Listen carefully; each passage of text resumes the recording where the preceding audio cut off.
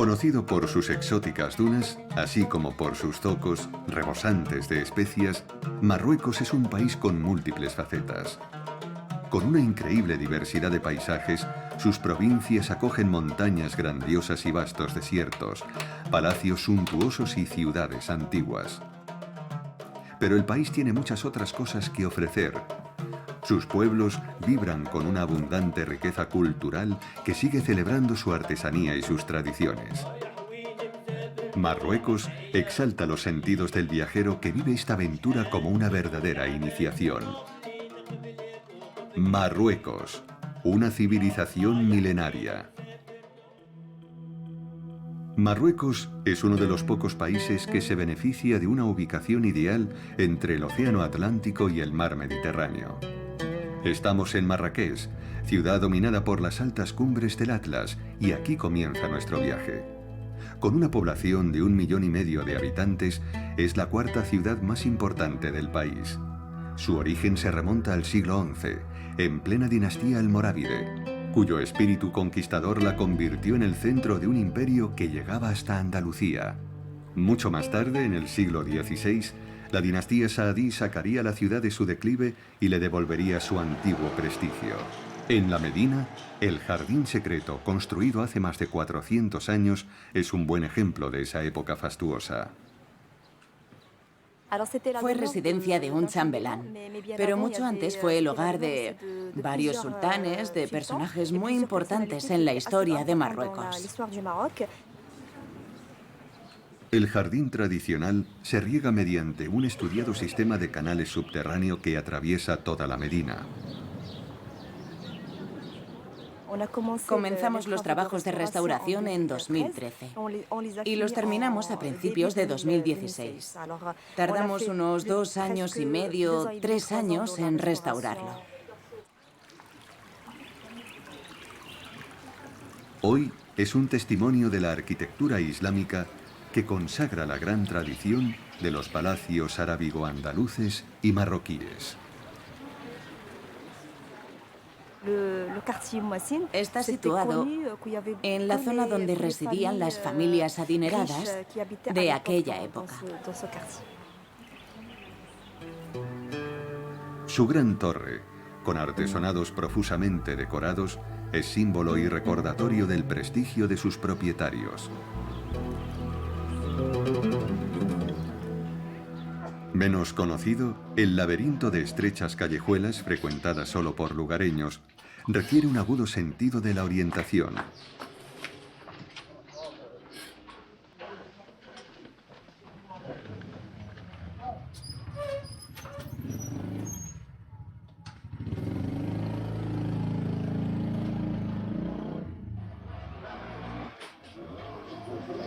A pesar de la ausencia de indicaciones, poco a poco se intuye la distribución de la Medina, organizada según las especialidades de sus artesanos.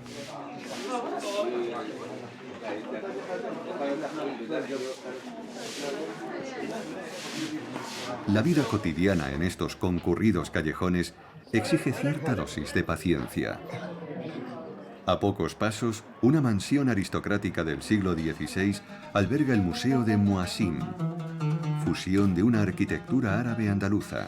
Durante la restauración, en el salón de recepciones, se descubrió un tesoro de decoración saadí, cuyos delicados frisos y artesonados pintados son emblemáticos.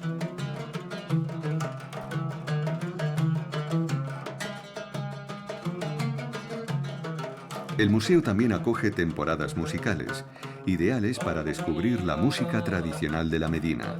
Este dúo propaga las notas de instrumentos utilizados en aquella época, entre ellos el laúd, muy extendido por todos los países árabes.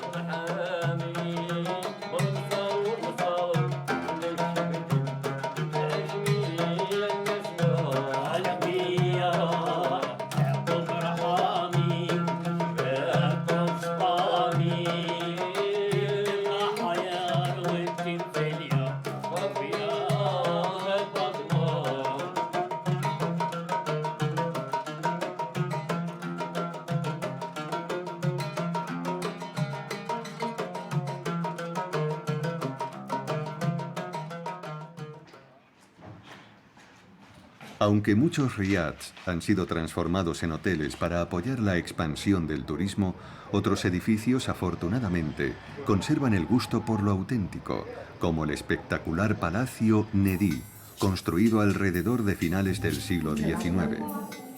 Restaurado y rehabilitado como museo en 1997 por la Fundación de Omar Ben Jelloun, hoy vive un flujo constante de visitantes. Vienen a admirar su estancia más espectacular, el patio central y su profusión de arquerías de cedro, sofisticados artesonados de madera y suntuosos mosaicos.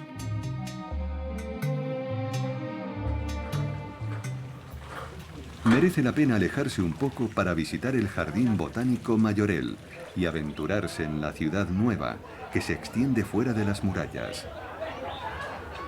Diseñado con una asombrosa modernidad por el pintor Jacques Majorelle en los años 20, el jardín fue comprado por el modisto francés Yves Saint Laurent y su compañero Pierre Berger. Sus frondosos paseos han sido restaurados según el estilo imaginado por sus creadores, permitiéndonos descubrir sus abundantes plantas y árboles exóticos traídos de tierras lejanas que incluye unas 300 especies. En el distrito sureste, la Casbah exhibe una arquitectura emblemática del pasado imperial de Marruecos, que las grandes ciudades siguieron en su momento como modelo. Amurallada en el siglo XVIII, no fue hasta 1917 cuando se redescubrieron sus majestuosas tumbas saadíes, donde descansan los sultanes de esa gran dinastía. Al otro lado del recinto, una discreta entrada permite acceder a antiguos riads, unidos para convertirlos en un lujoso hotel, la Sultana. La calma que reina entre estos muros cargados de tradición da una idea del placer de vivir del que antaño disfrutaron los habitantes de estas opulentas residencias.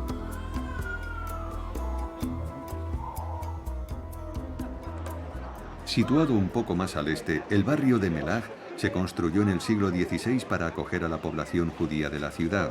Entre las altas murallas, sus callejuelas albergan las tiendas de muchos herboristas. Los estantes rebosan de especias que perfumarán platos tradicionales, en los que el comino es el rey. Este es un comino que procede de los alrededores de Marrakech. En la cocina lo usamos para hacer tallines y también, sobre todo, para preparar las ensaladas marroquíes. Lo usamos así, así se muele muy fácil. De esta forma conseguimos que salgan todos sus aromas. El azafrán es también una de las especias estrella de la tienda. Cultivado en un valle situado a unos 100 kilómetros de la ciudad, se añade al final de las cocciones para obtener una fragancia incomparable.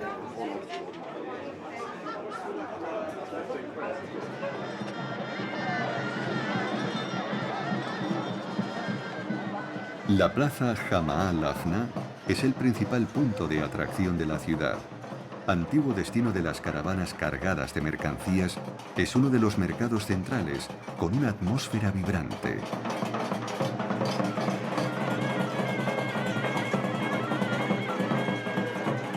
La plaza atrae tanto a los turistas como a los lugareños, ansiosos por admirar a los magos y a los cuentistas, y por supuesto a sus famosos encantadores de serpientes. Los artesanos y artistas de todos los gremios convierten a esta plaza, a pesar de su aspecto festivo y caótico, en un verdadero espacio de trabajo organizado con reglas que respetar.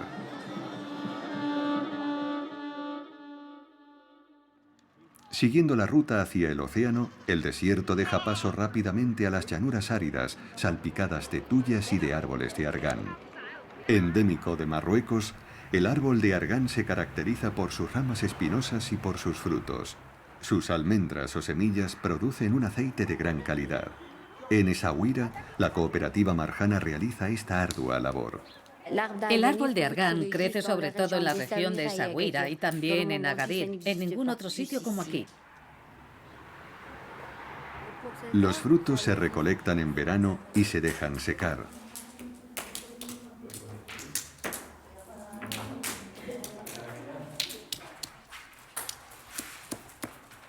Después, comienza el largo y laborioso proceso manual de extraer la semilla o almendra.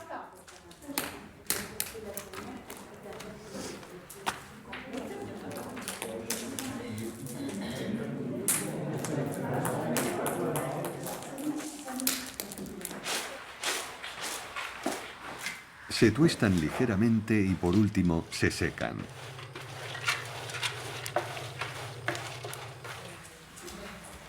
Para obtener 1 litro de aceite se necesitan hasta 7 árboles de argán, que producen por término medio entre 6 y 8 kilos de almendras. Su baja productividad explica la escasez y el precio del aceite de argán. Sí, yo lo uso para cocinar, sobre todo para el tajín. También para un desayuno muy energético. Y para la cosmética. Es muy bueno para el rostro, el cabello y también para el cuerpo.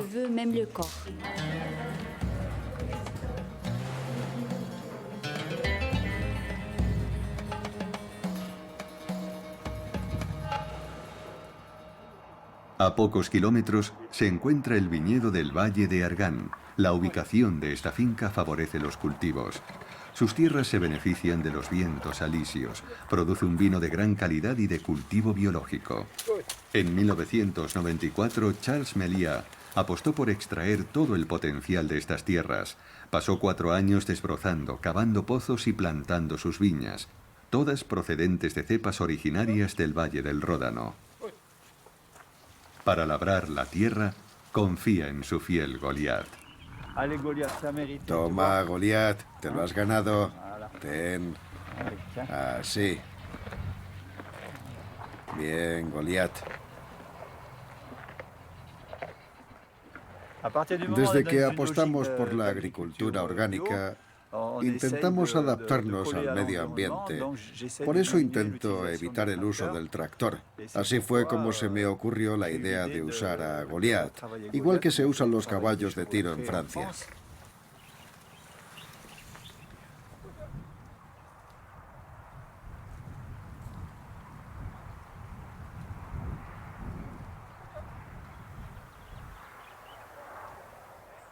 Cuando estaba buscando tierras para el viñedo, encontré a pocos kilómetros viñedos de uvas de mesa. Eso fue lo que me animó a plantar el primer viñedo en esta zona. Este vino se ha convertido en un imprescindible en todos los restaurantes. Marruecos me encanta, y en cuanto a esta aventura, como no estaba seguro, empecé solo con 5 hectáreas. Me dije, lo intento, y si no funciona, pues me vuelvo. Salió bien, y ahora tenemos muchas más hectáreas, y el vino es muy apreciado en Marruecos.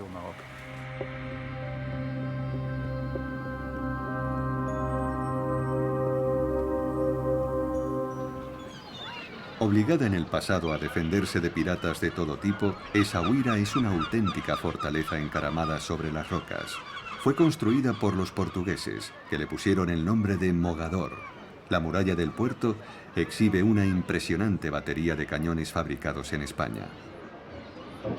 Conocido en el pasado como el puerto de Tombuctú, debido a su posición estratégica entre las rutas comerciales transsaharianas y las rutas marítimas, fue construido en el siglo XVIII y sigue siendo uno de los más importantes de la costa atlántica del país.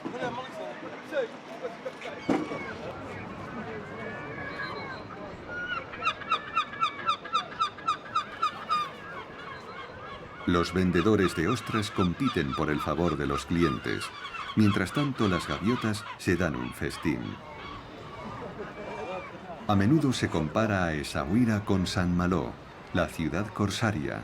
Estos dos puertos fortificados conservan un centro urbano que posee un importante patrimonio histórico. Sus amplias calles están separadas por enormes puertas que cierran el paso al viento que sopla regularmente sobre la ciudadela. Essaouira es también un refugio para artistas y artesanos, cuyos conocimientos se transmiten de generación en generación. Esta familia trabaja la madera de la tuya y el nácar. La tuya siempre ha existido aquí. Antes de que la usáramos para decorar nuestros hogares, se usaba para hacer escaleras, mesas y también baúles para guardar cosas. Tras muchos años de aprendizaje, los 3 hermanos asumieron la dirección del taller de su padre.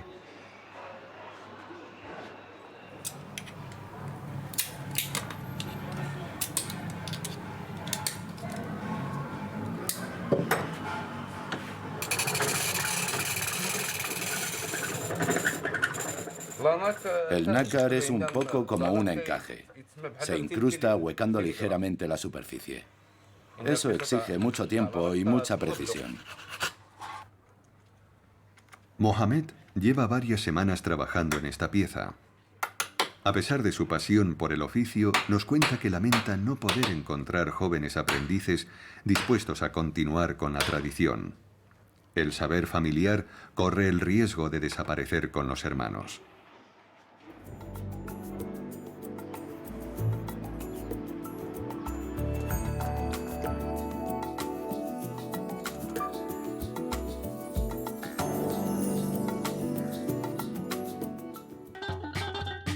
Dejamos las orillas de Essaouira y viajamos más al sur, a las arenas del Sáhara marroquí.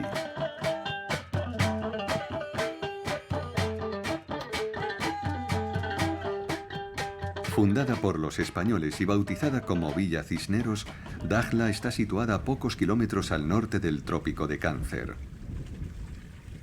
Las caravanas de dromedarios que siguen pasando por aquí ya no transportan los cargamentos de sal y vituallas que las hicieron famosas. Ahora estos animales se crían principalmente por la leche y la carne que ofrecen. Una parada para recuperar fuerzas en el manantial de Asma. Los animales se benefician de sus propiedades.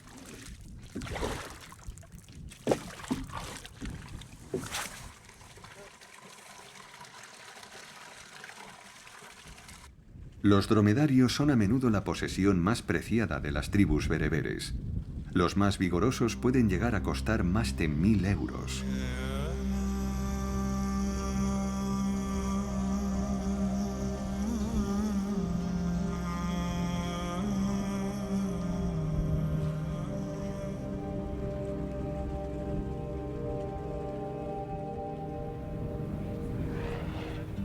Dakhla debe su reciente desarrollo a los fuertes vientos que en los últimos años han atraído hasta aquí a los amantes del windsurf y a los entusiastas del kitesurf.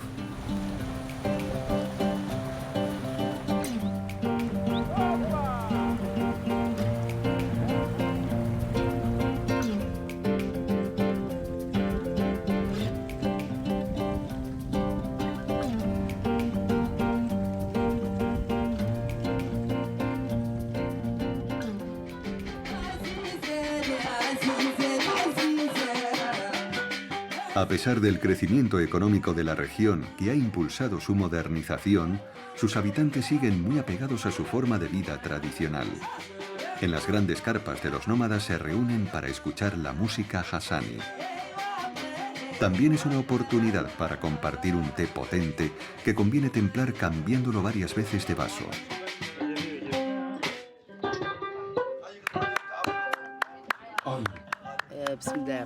En nuestras canciones comenzamos con invocaciones al profeta. Son canciones que embellecen un poco la realidad. Otras canciones hablan de un hombre que está enamorado de una mujer y cuenta lo que siente por ella.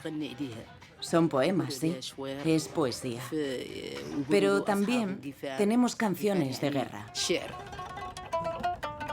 El instrumento principal de la orquesta es un laúd típico de África Occidental. Hoy en día no es raro verlos diferentes para obtener un sonido más moderno. Nuestra música no es específica de nuestra región, de esta zona. Viene también de otros países africanos, como Mauritania o Mali. Nacida en el Sáhara Occidental, la música hassani rebasa en ocasiones las fronteras del desierto con ocasión de la celebración de festivales como el de Magic Trap. Pero su interpretación sigue estando limitada en su mayor parte a conciertos locales. Las canciones hassani evocan la vida y las tradiciones saharauis.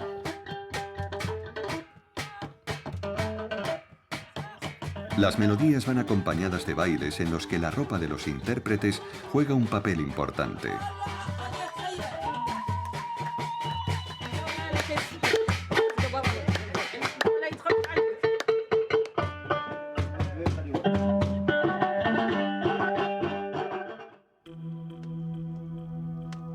Regresamos a las orillas de la laguna. donde los criaderos de ostras llenan el paisaje. Dakhla es de hecho uno de los principales productores de ostras del país. A pesar de la disminución de sus recursos, la pesca tradicional sigue siendo muy activa. Al final de la jornada, un enjambre de barcas regresa a la playa en un ballet perfectamente organizado. Es hora de volver a tierra firme.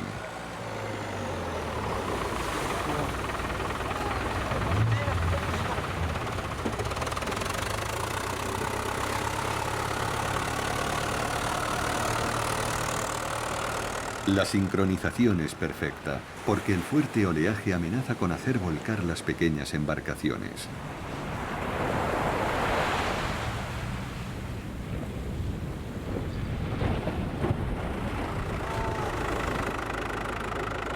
El ambiente es un poco triste.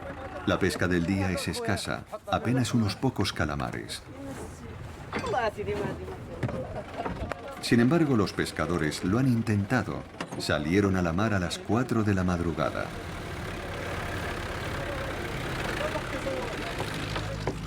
En las playas de La Sarga, en este pequeño pueblo de pescadores, centenares de barcos descansan frente a las costas de Dakhla, formando el puerto pesquero más importante del país. La ciudad sigue creciendo.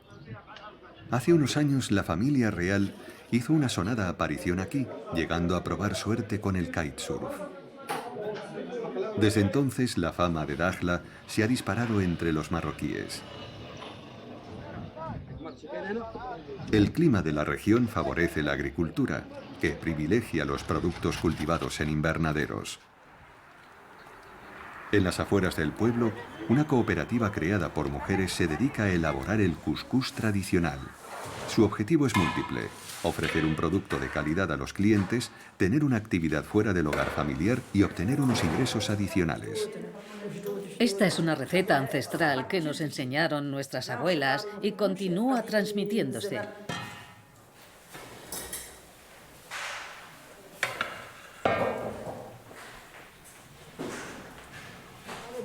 Usamos varios ingredientes, diferentes harinas. Esta es de cebada. Y le añadimos trigo blando.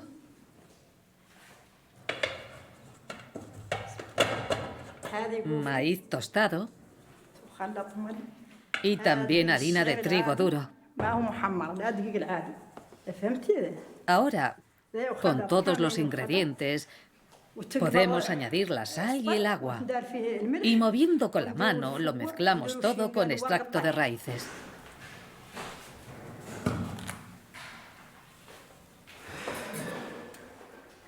Después, la mezcla se tamiza y se cuece al vapor. Además de sus deliciosos aromas, esta receta tradicional posee cualidades curativas que ayudan a aliviar los trastornos estomacales e intestinales.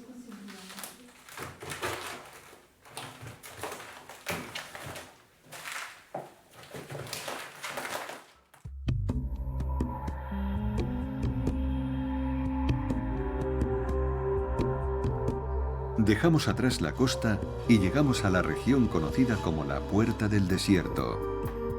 A orillas del río Unila aún quedan minas de sal que antaño vieron pasar las caravanas del antiguo Sudán en su largo viaje hasta Marrakech.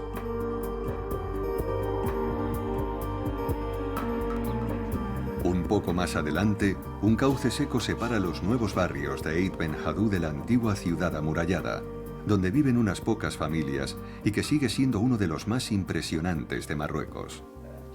Esta fortaleza tradicional presahariana designa un conjunto de edificios de barro rodeados por muros. Las pequeñas casas se agrupan en el interior de sus muros defensivos, reforzados por torres esquineras. De las familias que siguen viviendo en el pueblo, algunos son agricultores, otros pastores. Más abajo hay que tener cuidado. Si estallara una tormenta sobre el Atlas, este cauce seco podría convertirse en un río turbulento en cuestión de segundos. A unos kilómetros de distancia, en Tamdagh, se encuentra el hogar de una familia de tejedores de alfombras. Mina Abarki recibe habitualmente a sus vecinos, que requieren de su oficio tradicional, como es el caso de Fadila. Tengo mucha experiencia haciendo alfombras. Las vendo en el zoco y compro lo que necesito. Las uso como manta cuando hace frío o simplemente como alfombra.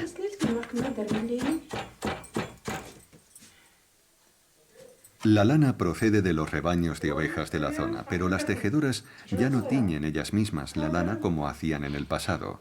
Ahora compran los ovillos listos para usar. Una alfombra de tamaño mediano les lleva una semana de trabajo.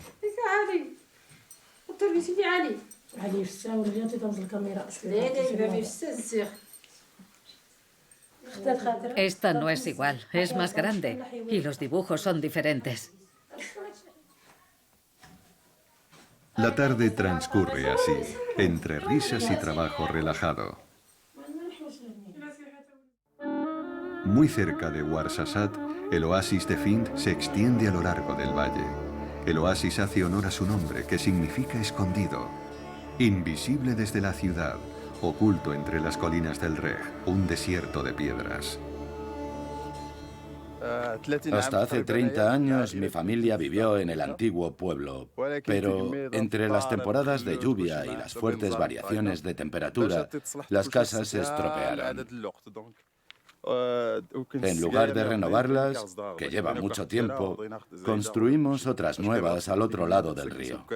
En el antiguo pueblo solo quedan unas pocas familias. Casi todos se han mudado a la otra orilla.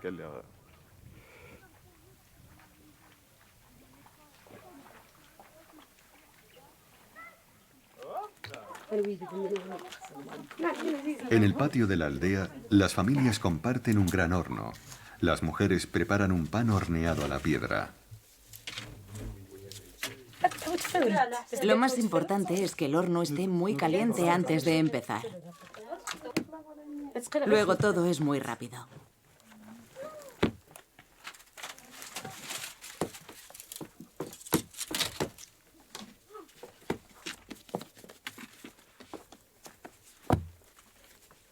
La masa lleva harina de trigo y harina de cebada.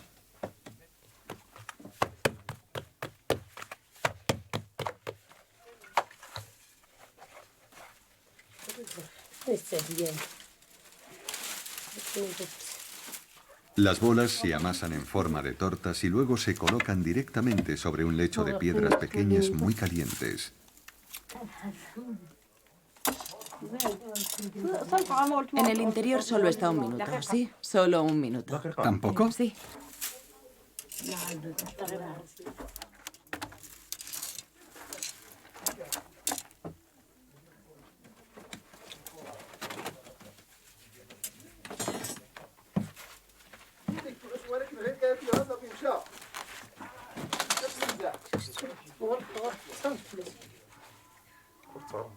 En la calle, toda la familia aprovecha los últimos rayos de sol para disfrutar de un té antes de que el frío los obligue a entrar en casa.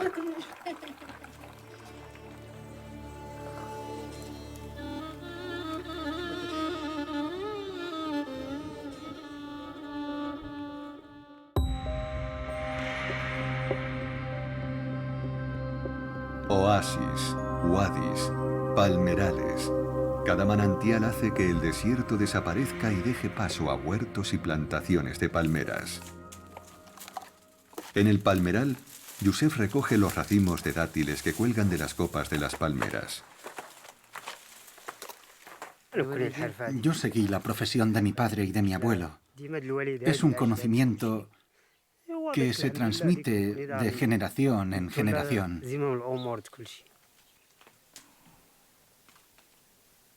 Allí arriba yo no tengo miedo. Solo hay que tener mucho cuidado. También debo tener mucho cuidado con las personas que podrían pasar justo por debajo.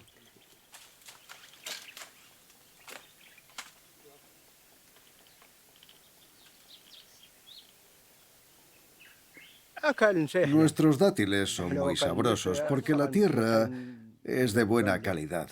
La otra cosa importante es que hay agua suficiente.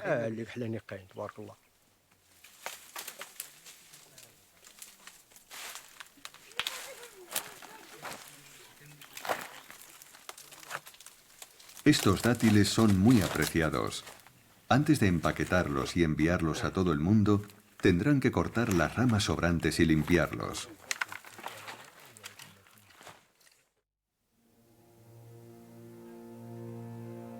En el Valle del Dra, las ciudadelas fortificadas que encontramos a menudo están en ruinas, a veces incluso abandonadas. En Timidarte, los vecinos se han organizado y formado un consejo para restaurar su casba. Ya han transformado un primer edificio en un hostal, pero la renovación depende de que encuentren fondos. Yo crecí aquí. Después de la independencia, mucha gente se fue del pueblo a buscar trabajo en las ciudades y el pueblo quedó abandonado. La mezquita estaba en ruinas, así que decidimos restaurarla y todos se unieron para buscar ayudas y conseguir recursos. Es algo de lo que estoy muy orgulloso.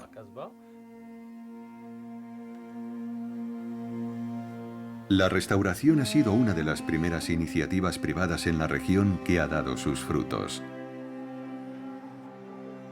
El cine ha desempeñado un papel muy importante en el desarrollo económico de Ouarzazate y su región, cuyos mayores atractivos son su entorno natural y un clima agradable. En los pueblos de la zona, el pequeño artesanado sigue conservando toda su importancia. Mohamed y su primo son alfareros, como lo fueron sus generaciones anteriores. Traemos la arcilla de lejos, de lugares un poco salvajes. La sacamos y luego la traemos con burros. Una vez aquí hay que tamizarla, limpiarla y después trabajarla hasta que conseguimos que tenga una consistencia muy grasa y espesa. Solo entonces podemos empezar a trabajar.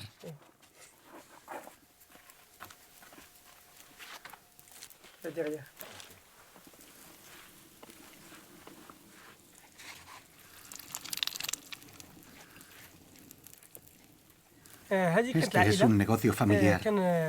Lo llevaban mi abuelo, mi padre y mi tío. Todos vivíamos juntos.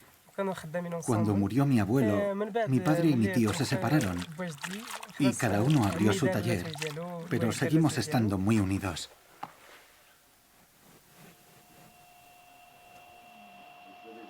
Fabrica principalmente platos y recipientes de cocina para los vecinos del pueblo. También hacemos tinajas para el agua. Las llenas y al cabo de un rato tienes agua filtrada. Aquí se usa mucho. Esto es para hacer nuestro plato tradicional, el tallín. Este es un modelo para las cocinas de gas, con un refuerzo para que sea más resistente.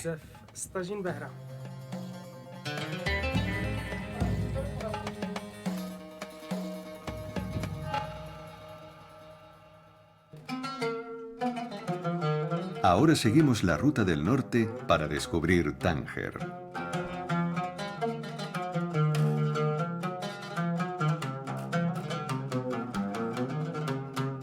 Inmejorablemente situado en el estrecho de Gibraltar, Tánger ya era un importante centro comercial en la antigüedad gracias a la posición estratégica de su puerto entre África y Europa. Las costas españolas quedan a unos 15 kilómetros.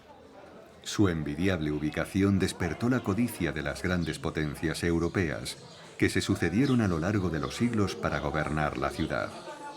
Ha sido durante mucho tiempo un lugar de acogida para artistas e intelectuales que acudían atraídos por su fama de ciudad abierta. El Petit Zoco, el pequeño zoco, conserva la arquitectura de su época dorada, pero los turistas han reemplazado a los artistas bohemios y a los vendedores. En todos los callejones de la Medina, puertas ricamente decoradas protegen la entrada de los riads privados, muchos de los cuales se han transformado en hoteles.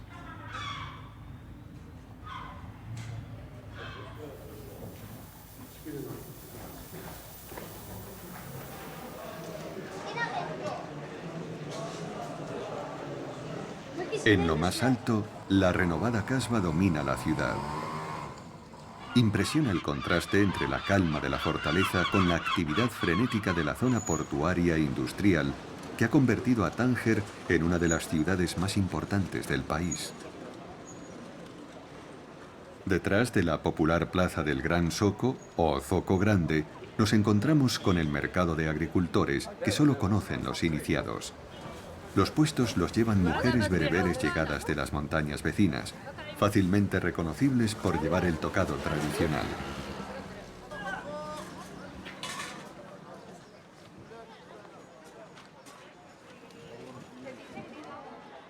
Aunque en sus puestos se puede encontrar todo tipo de frutas y verduras, los fértiles huertos de Tánger y de la región del Rif ahora se dedican al cultivo del almendro. Los decadentes edificios que dominan la plaza del Gran Zoco fueron construidos a principios del siglo XX por los europeos. Durante varias décadas, Tánger, debido a su estatus especial de zona internacional, estuvo administrada por diferentes potencias. Nada más atravesar la angosta puerta de Bab al-Fas, la medina alberga numerosos tenderetes de productos frescos, rebosantes de comida y clientes. En Tánger, como en todo el país, el olivo es un cultivo esencial. Los olivares cubren todo el territorio. El mercado central de pescado está a la altura de nuestras expectativas. Símbolo de la reactivación de la actividad portuaria de la ciudad, ofrece una diversidad de productos incomparable. Tánger se beneficia tanto de las favorables corrientes del estrecho de Gibraltar como de los ricos recursos del océano Atlántico. Las inevitables sardinas y las doradas palidecen ante el codiciado atún rojo.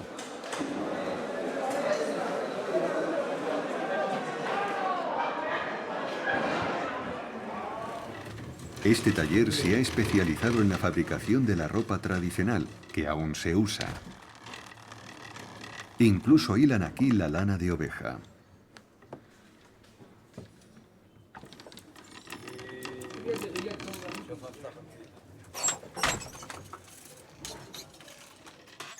Saki fabrica todas las telas en su telar.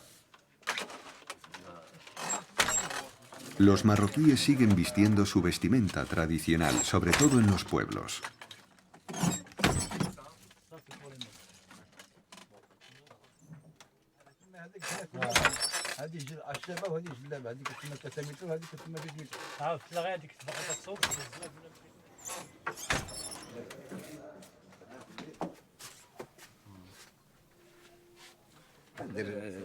Esto es para las mujeres. Es una especie de cinturón muy ancho que se lleva atado alrededor de la cintura.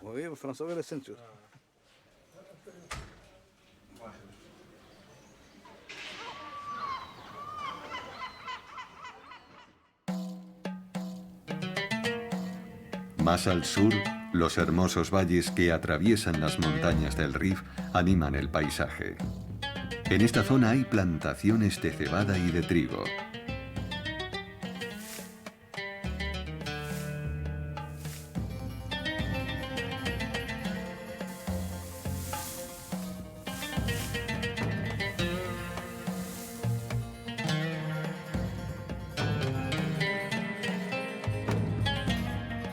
La ciudad de Chefchaouen es un verdadero espectáculo.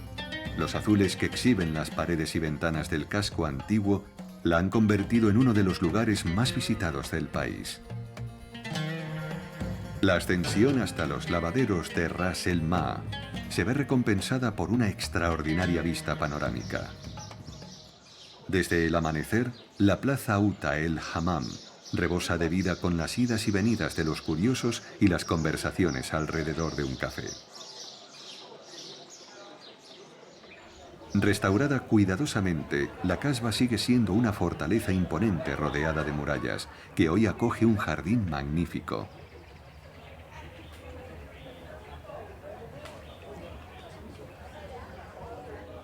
El emblemático azul tiene un origen diverso. En el siglo XV, durante la Inquisición española, los judíos sefardíes se refugiaron en esta ciudad y pintaron las paredes de sus casas con talco azul, el color de la divinidad en el judaísmo. Solo recientemente el gobernador regional decidió imponer este color para todos los edificios de la colina. 10 años después, la apuesta comercial ha sido un éxito. Chefchaouen se ha convertido en un icono en las redes sociales y el número de visitantes que visita sus calles no deja de crecer. Las casas del pueblo se repintan 2 o 3 veces al año.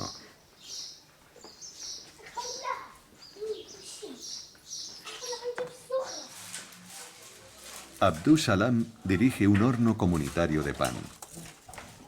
Todas las mañanas, las amas de casa llegan con la masa de pan redondo ya preparada que él se encarga de hornear. Todo el barrio disfruta a diario del delicioso aroma del pan recién hecho.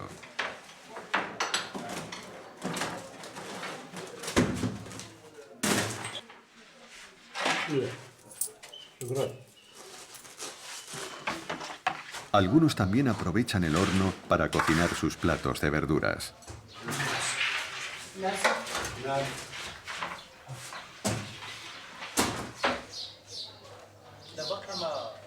A pesar de su éxito turístico, el pueblo conserva una vida tranquila y pacífica, aunque corre el riesgo de que desaparezca con el tiempo.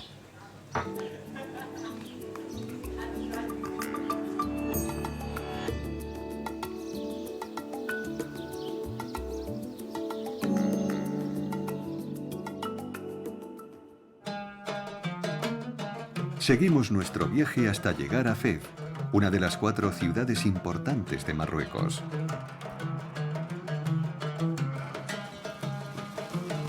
Una breve parada en el camino nos permite admirar los campos llenos de rebaños de ovejas. El verano ha sido muy seco y a los animales les cuesta encontrar comida. Tienen que contentarse con los restos que han quedado de la cosecha que se acaba de recoger.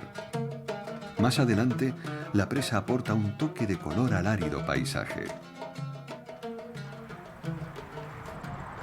Guardiana de los vestigios de la civilización arábigo-andaluza, Fez es una de las ciudades más prestigiosas del Islam. La puerta monumental del Palacio Imperial de Dar el-Mahsen domina la plaza de los alauitas. Solo está habitado durante las estancias del rey, habitualmente no se puede visitar. Poblada de hábiles artesanos, astutos comerciantes y eruditos, Fez es la tercera ciudad de Marruecos y está considerada su capital cultural. Erigida en el centro de la Medina, la mezquita de Al-Karawin es la más grande de la ciudad y su centro espiritual.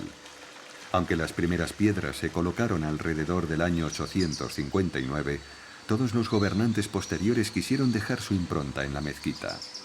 El resultado de esa contienda es la espectacular ornamentación del edificio. Lugar de oración capaz de acoger alrededor de 20.000 fieles, también alberga la universidad más antigua del mundo que sigue en funcionamiento. Según la leyenda, todo el mármol y las piedras necesarias para su construcción fueron extraídos de una cantera situada en el mismo lugar donde se levanta este edificio monumental. Al lado de la mezquita, su biblioteca milenaria reabrió las puertas en 2016. Hoy guarda más de 24.000 libros. Este es un Corán del siglo IX, escrito sobre pergamino, con caligrafía cúfica árabe muy antigua.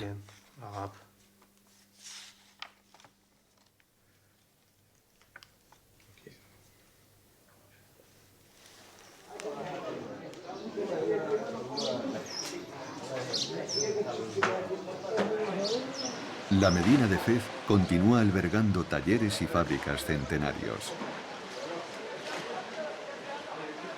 Siguiendo el camino de los burros cargados de pieles, descubrimos el barrio de los curtidores. Esta actividad, maloliente y contaminante, se desarrolla en las afueras de las ciudades, pero en Fez la posición del río obligó a los curtidores a trabajar cerca del centro. Las pieles se sumergen en cal para eliminar todos los elementos orgánicos. Tras 3 semanas macerándose, se aclaran con abundante agua, pero el proceso aún no ha terminado. Después se sumergen en una solución de ácido tánico elaborada con extractos de corteza. Estas hileras de tanques tienen varios siglos de actividad. Los métodos de fabricación apenas han cambiado.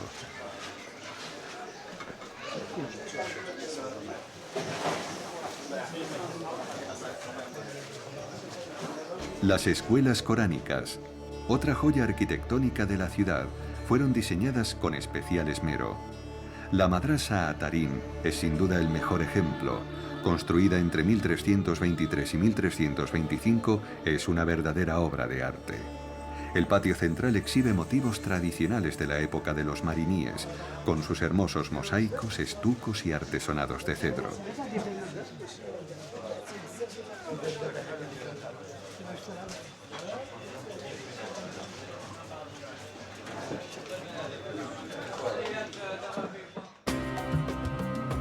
Famosa también por su pasado imperial, Mequínez fue fundada en el siglo X por una tribu bereber que llegó a esta región atraída por la fertilidad de su tierra, la abundancia de agua y la belleza de sus jardines. Durante mucho tiempo solo fue una fortaleza militar. La ciudad no florecería hasta finales del siglo XVII con la llegada del sultán Mulay Ismail. A su reinado le debemos la puerta de Bab Mansur, considerada una de las 4 puertas más bellas del mundo, que domina la céntrica e inmensa plaza de El Hedim. Aunque las murallas de la ciudad tienen una longitud de más de 40 kilómetros, la Medina, con su ambiente familiar, es de un tamaño razonable. Es conocida por su artesanía de la madera tallada y pintada, posible gracias a la abundancia y variedad de especies que crecen en los bosques cercanos. Los cedros y la tuya inundan los paisajes del valle. Este taller destaca por la fabricación de rosetones que decoran los techos y a veces las paredes de las casas.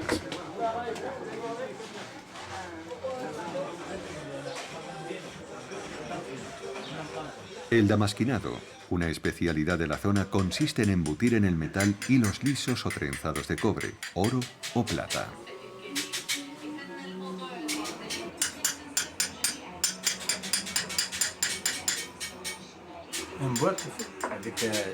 Primero tenemos que pulir la superficie del objeto para poder embutir los hilos de plata.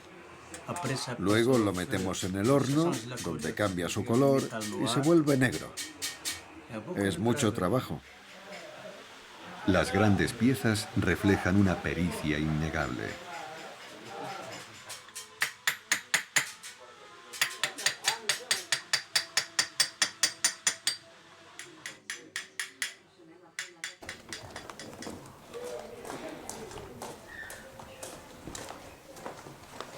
A pesar de la importancia de la artesanía en madera en la arquitectura de la ciudad, en la actualidad son raras las casas que se construyen con ella.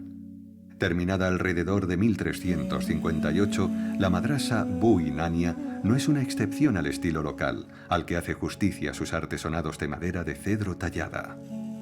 Esta joya arquitectónica refleja todos los motivos clásicos de su época.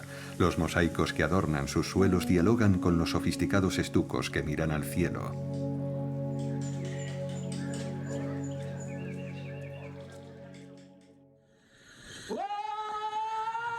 Antigua demostración de fuerza que simula una carga de caballería militar. La fantasía se practica hoy como una muestra edulcorada de destreza ecuestre folclórica, cuyos valores, sin embargo, se defienden con orgullo en las competiciones. El Campeonato de Marruecos se celebra en las caballerizas reales de Rabat, donde los equipos llegados de todos los países rivalizan en coordinación, elegancia y estilo.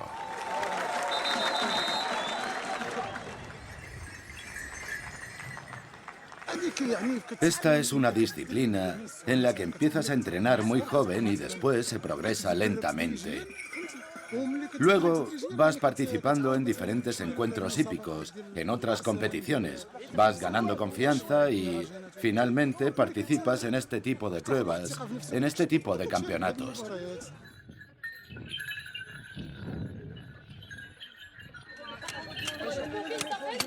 La fantasía es también una exhibición de elegancia.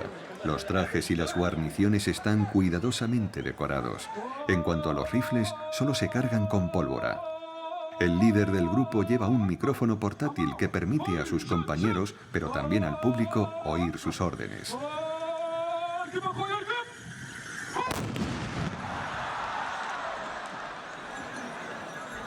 Además de la sincronización de los caballos y de los disparos que exigen una concentración constante, la llegada sigue siendo el momento más complicado. Los jinetes deben detenerse lo más cerca posible de la línea de llegada, situada delante de la tribuna oficial sin llegar a cruzarla.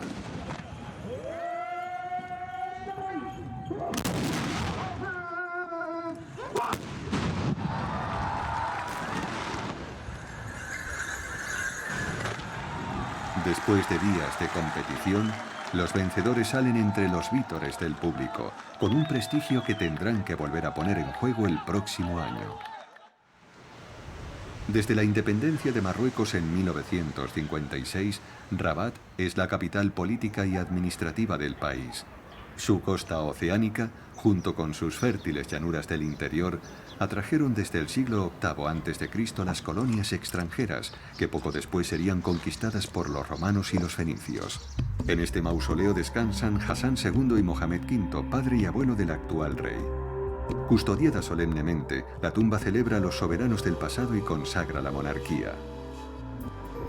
Antigua fortaleza, la casba de los Udayas ofrece una vista realmente excepcional de la ciudad.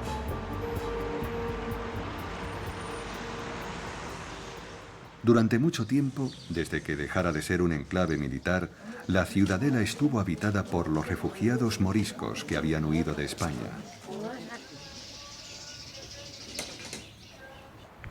En lo más alto, la plataforma del semáforo invita a disfrutar de una panorámica circular del río y del océano.